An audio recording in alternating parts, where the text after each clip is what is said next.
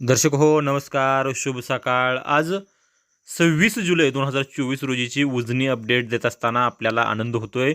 या हंगामातली सर्वात मोठी जी दौंडची आवक आहे ती दौंडची आवक या ठिकाणी येते आहे.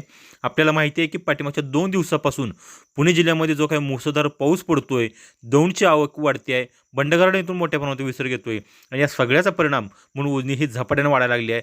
आज सकाळी 6 वाजता दौंड गेज स्टेशन इथून जो विसर्ग उजनीमध्ये मिसळतोय तो तब्बल 1,44,149 क्युसेक्स इतका तो विसर्ग आहे आणि उजनीची टक्केवारी पाहायला गेलं तर उजनी अजूनसुद्धा -2.71% इतकी आहे.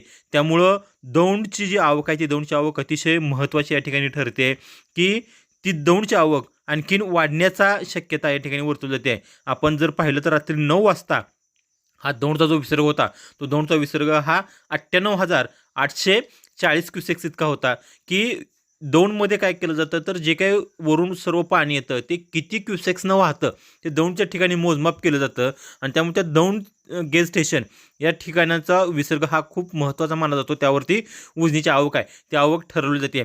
या हंगामातली सर्वात जी मोठी आवक आहे ती मोठी आवक आज सकाळी 6 वाजता मोजली गेली आहे आणि दौंडमध्ये ती जवळपास तब्बल 1,44,119 साधारण 1.5 लाख क्युसेक्स इतका विसर्ग हा दौंडमधून उजनीमध्ये मिसळतो आहे. त्यामुळे अवघ्या काही तासामध्ये ही उजनी आहे ती उजनी प्लसमध्ये येणार आहे. आपण आज पाहिलं गेलं तर सकाळची स्थिती ही -2.71 होती. पुणे जिल्ह्यामध्ये जो पाऊस आहे तो पाऊस आता थांबल्याचे चित्र या ठिकाणी दिसतंय. परंतु पाणी आणखीन जे वर बंड गार्डनमधून आलेलं असेल पाणी ते पाणी दौंडमध्ये आणखीन पोहोचेल आणखीन. त्यामुळं दौंडची आवक आहे ती दौंडची आवक आणखीन वाढण्याची शक्यता आहे. त्यामुळे उजनी जे काही अपडेट आहेत ते अपडेट पाहण्यासाठी तुम्ही आमच्या चॅनल लाईक करा, शेअर करा आणि सबस्क्राईब करा.